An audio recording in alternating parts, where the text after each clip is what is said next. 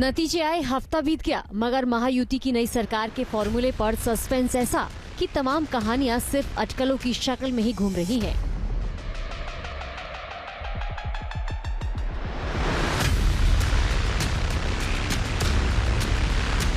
महाताजपोशी में देरी और उधेड़-बुन के बीच सवाल भी कौंध रहे हैं कि आखिर बीजेपी किसे सौंपेगी महाराष्ट्र का सिंहासन।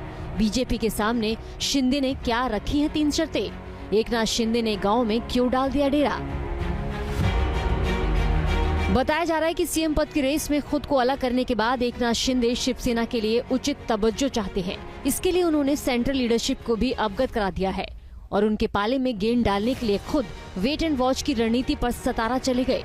सूत्रों के मुताबिक खबर है कि शाह के साथ मीटिंग में एकनाथ शिंदे ने 3 शर्तें रखी थी, जिसमें 2 शर्तों पर शिंदे की सेना अड़ी हुई है।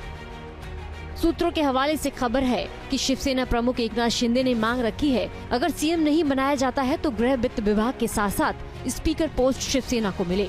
अगर शर्त पूरी नहीं हुई तो शिवसेना महायुति सरकार को बाहर से समर्थन देने पर विचार कर सकती है। उधर शिवसेना के नेताओं के बयानों से ये साफ हो रहा है कि एकनाथ शिंदे फिलहाल केंद्र की पॉलिटिक्स में उतरने के मूड में नहीं है। हम लोग ने हमारी इच्छा, हमारा आग्रह हमारे मुख्य नेता माननीय एकनाथ जी शिंदे साहब के सामने रखा है।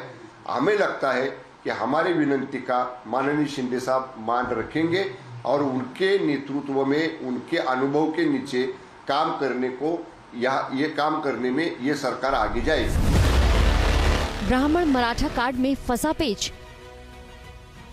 इस बार के चुनाव में बीजेपी को ओवैसी के साथ साथ मराठी वोटरों की बम्पर सौगात मिली है। मराठावाड़ा पश्चिम महाराष्ट्र जैसे रीजन में बीजेपी ने अच्छा परफॉर्म किया है।